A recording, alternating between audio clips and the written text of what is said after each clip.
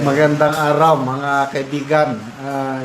Good news po ang pag-usapan natin ngayon dito sa post ng ABS-CBN News 14 minutes ago.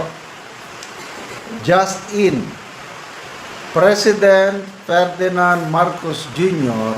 has accepted the resignation of DPWH Secretary Manuel Bunuan effective September 1, 2025. Bukas yun. Sinong pumalit? Ito. Matinong tumiya, pagkakakilala ko ito. Yung mga feedbacks na naririnig ko, mga comments. Matinong opisyal itong ipinalit. May pag-asa tayo. Malilinisan ang DPWH itong sekretaryong ipapalit. Department of Transportation Secretary Vince Dizon has been appointed as the new Secretary of DPWH according to PCO Secretary Dave Gomez. Statement. Secretary Dizon has been tasked to conduct a full organizational sweep of the department and ensure that public funds are used solely for infrastructure that truly protects and benefits the Filipino people. DOTR Undersecretary Giovanni Lopez will serve as the agency's acting secretary. So, yun po.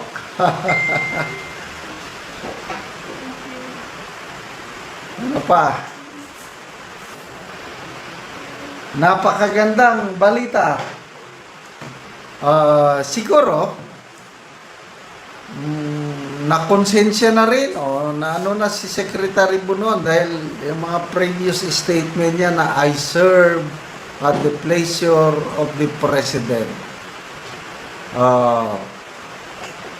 Taas noo na sinasabi ko sa inyo na mas maraming matitino at mahuhusay na tao sa DPWH. Ibig sabihin, ayaw niya talagang mag-resign. So, bakit ngayon, pinapalabas dito sa post na nag-resign siya at tinanggap ng Pangulo resignation? Totoo bang nag-resign siya? O pinapabuti na lang para hindi naman siya mapaya? I'm sorry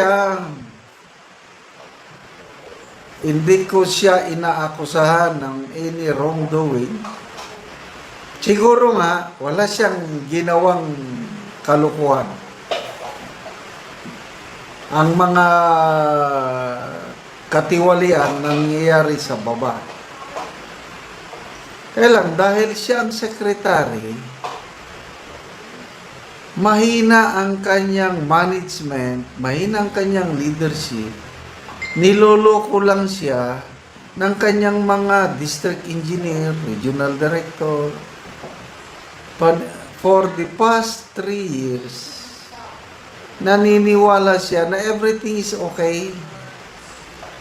Kaya tuloy, pati ang Pangulo nadadamay. Report, ang mga district engineer, mga tauhan niya, inspection ko na, okay na, bayad na, completed na. Bayad na. So, siya naman bilang secretary, every zona, mag-report siya sa Pangulo. O yun, ipinagmayabang ng Pangulo sa kanya zona. 5,500 flood control projects. Yun di. Napahiya sila. Lalo na ngayon. Grabe. Tindi ng baha sa Metro Manila.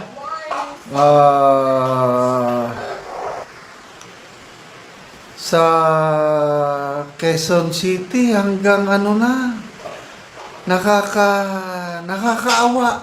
Nakakaawa ang kalagayan ng kababayan nating nababa. Ako, lumaki ako sa baha.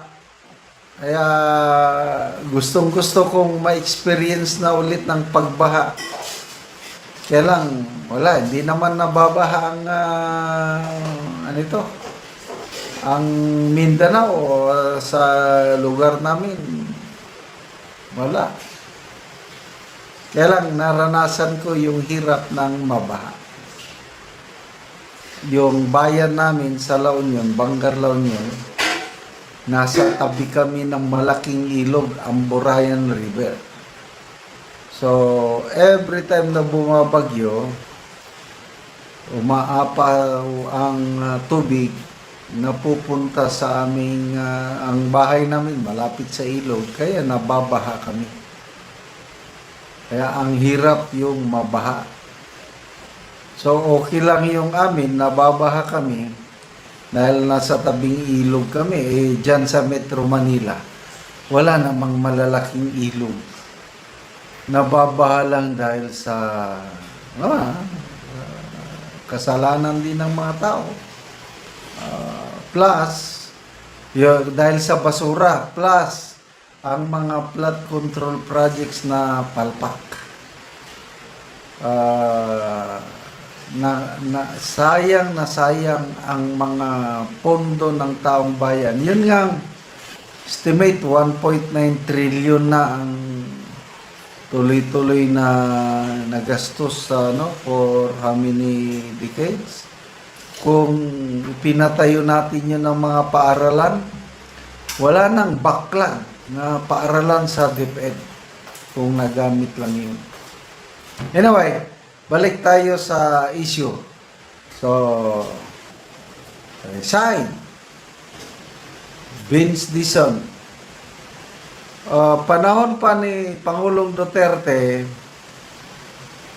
ano na yan, inaasahan na ni Pangulong Duterte noon para sa pandemic.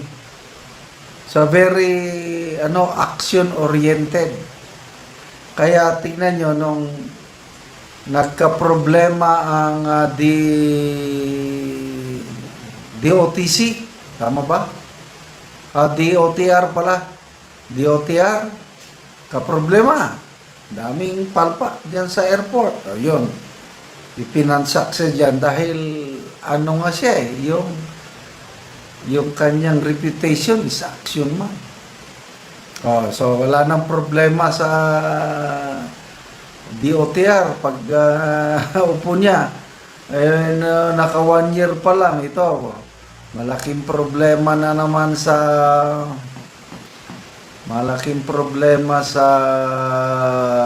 flood control project. And right decision ang Pangulo. Parang gumaganda na ang mga decision making ng Pangulo. I salute him for this.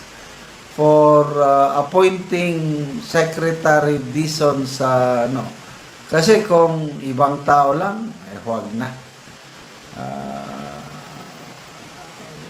Malulunod lang ang mahinang sekretary sa mga sindikato.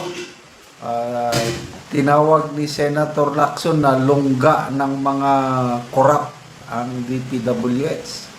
Lungga ng bilyonaryo, sabi naman ni Senator Erwin Tulfo. With this Secretary Dizon, maaasahan po natin, bigyan natin ng say 6 months. Full reorganization. Patay sila dyan. So, good luck sa bagong secretary ng DPWH and happy retirement, Secretary Bunuan. Okay, salamat mga kaibigan sa inyong pagsubaybay sa ating channel.